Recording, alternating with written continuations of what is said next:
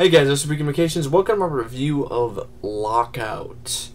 Yes, I actually saw Lockout. I was able to find a theater near me that was actually showing it. And was it worth the ticket price? And I hate that I'm doing that. I hate that I'm being like, this kind of meh feeling about this movie. But I hate to say it, but yeah. It was okay. And that's pretty much what Troy, my mom's friend, who I invited to go see the movie with me, it's pretty much how we felt about it too. It was okay. Nothing special, not mind-blowing, not awesome, not kick-ass, not great. Okay. And that's just it's such a good idea for a movie, and Guy Pearce's character, Snow, was such a badass, but in the end, in the long run, it's just another mediocre run-of-the-mill film that Hollywood keeps churning out like hotcakes lately, and it could have been a hell of a lot more than that, and that is, we'll definitely get into that, further into the review. Anyway, right off the bat, there's going to be a bunch of spoilers in this review, so if you haven't seen the movie yet, you might not want to watch the review, but, if you do want to basically get a little glimpse of how sort of disappointing this film will probably be for you, then, you might want to, sit through and watch, the review. I know for a fact that my good friend Matt, Rambo Rat for Life, I think he might find this film extremely disappointing, because he's been disappointed more often than not lately when he's seen movies. Now, I haven't seen Cabin in the Woods, so I don't know how disappointing that is, but I could definitely see you not really, honestly, I could see you getting kind of pissed off about how disappointing this film is, Matt. Maybe I'll be wrong, but I could definitely see you be disappointed by it. So, anyway, you basically know the gist of the plot here. I'm just going to do a quick overview. MS-1 maximum security prison in space. So, right off the bat, you're getting comparisons to this. Fortress 2, Re-Entry, which was about a prison in space. Now, right off the bat, I'm going to go into this little mini rant here on one of the biggest problems with this film, which is something that I can't fix, and I can't do anything about, and it's just fucking annoying. It's just aggravating that I can't do anything about this big, glaring fucking issue, okay? And that issue is, Lockout is rated PG-13. This type of movie should not be PG-13, ever. Ever. Okay? It's like having a slasher film being PG-13. Now, we don't know what happened then, with Prom Night. What a steaming pile of crap that movie was. Now, this film isn't a total waste of time, but the fact that it is PG-13, the film is hamstrung.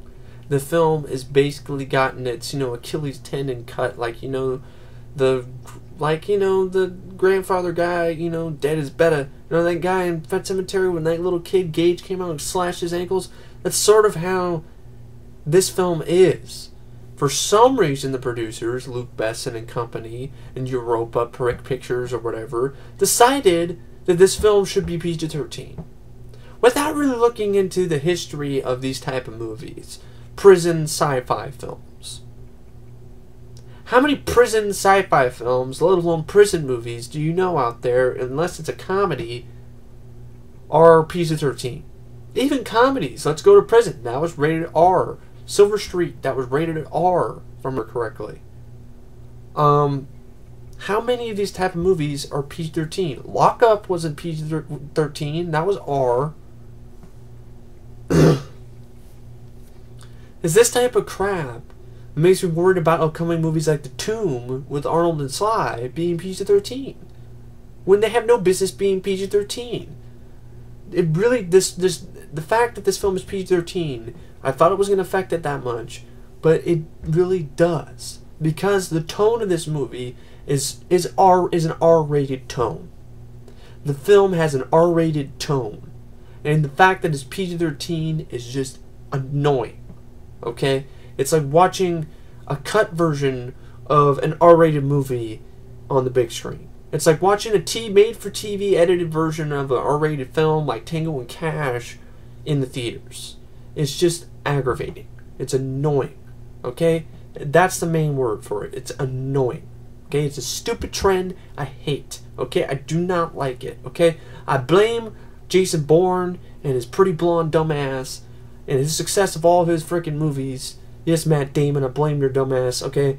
No, not really you directly, but the writers and the directors and the fight choreographers and the producers of Bourne Identity, I blame their dumbass. Because ever since that movie came out, every movie, more and more studios are realizing, let's make our action movie PG-13. Okay, let's cast some, let's make it PG-13 so we can get a wider audience, so we can get more money rolling in. But the problem, that might work for a big budget studio action flick. Like Live Free or Die Hard. As much as the problems I have with the villain, I actually had a good time with it in the theater. Okay? But the majority of the, other movies that are rated PG-13, I didn't mind, I didn't mind The Losers. That was decent. But movies like The A-Team, that was disappointing. I mean, more often than not, PG-13 action movies are disappointing and utter pieces of crap. Abduction? Anyone? I didn't think so. But right off the bat, the reason what aggravates me so much about the reason why this film is PG-13 is there's no reason for it to be PG-13. I mean, think about it. And Europa Pictures doesn't release that many movies. Luke Bess's production company, doesn't release that many movies. This movie wasn't gonna light the world on fire in terms of the box office and beat out the Hunger Games. So why not go all out? And make it R.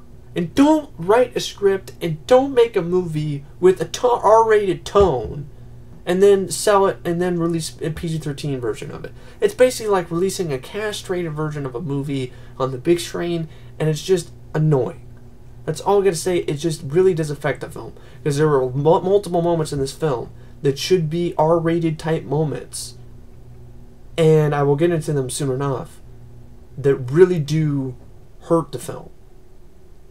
So, and its impact. So, I got that out of the way. PG-13 nonsense. The film suffers from some really subpar CGI at times. Just really crappy CGI that, doesn't look really any better than this. And that's sad. Because this has shitty piss poor effects that affect the film negatively.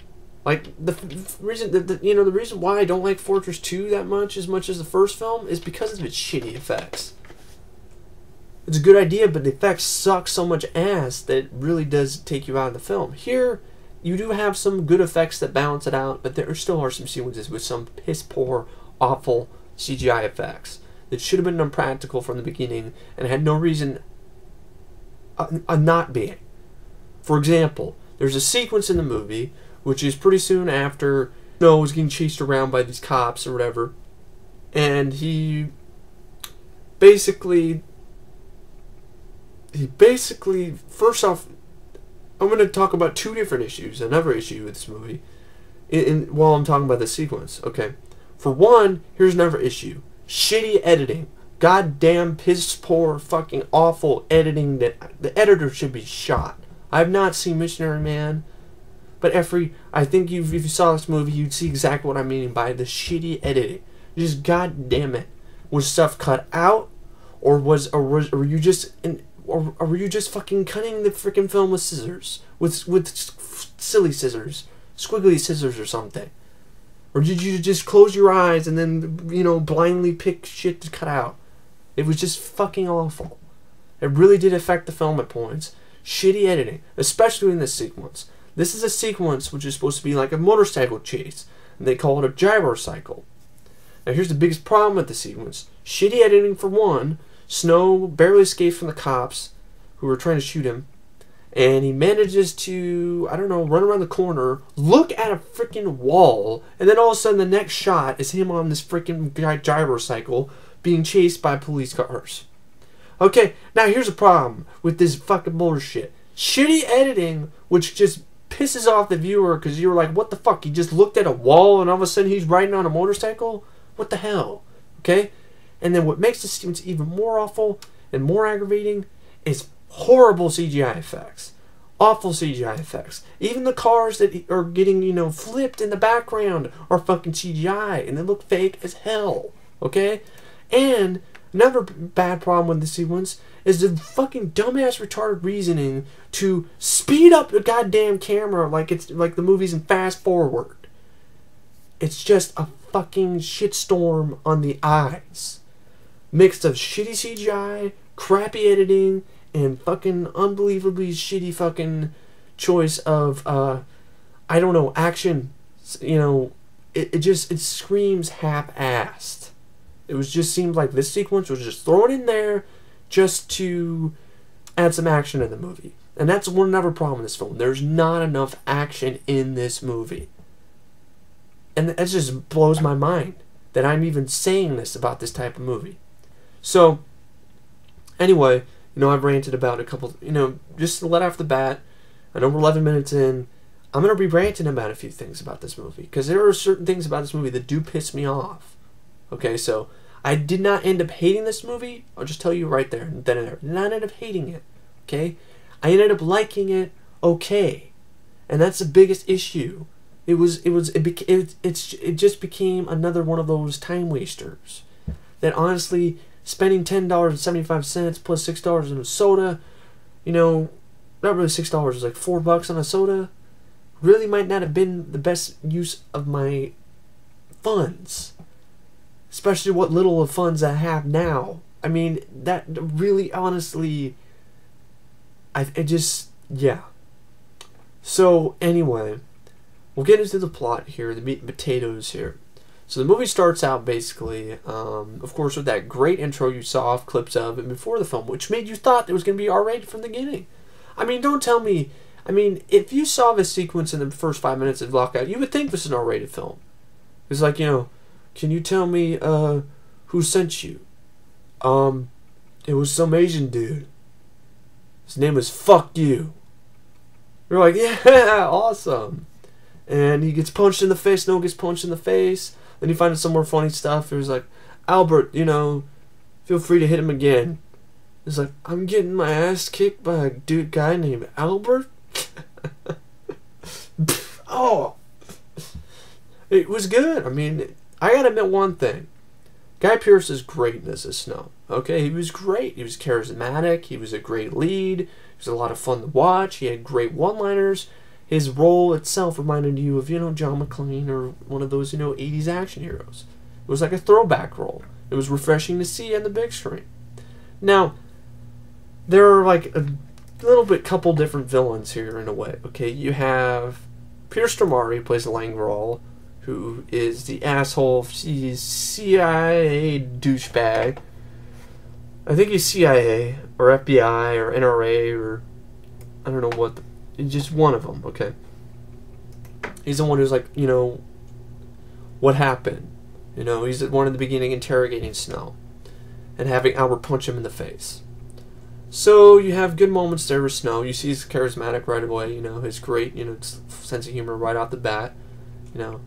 So the Chinese guy's name was Fuck You, you know, it was nice. So, nice to see that. So you're right off the bat, you're thinking R-rated, okay, alright. But no. I don't know why. I don't know what happened in between the first 5 minutes that are shown for the audiences, you know, before the movie came out, and its final rating. I don't know what the fuck happened. I'm hoping there's more footage. There's more to this movie, and there's like an unrated, you know, sort of close to, you know, we can get the R-rated version on DVD. But more and more I'm thinking about it, sadly, that might not even be the case. They might have been going PG-13 from the beginning, which doesn't make any goddamn sense for this type of movie. So anyway, then you go into like flashback mode. You see Snow running away from the police, or when one partner of his gets killed. This sequence is another example of shitty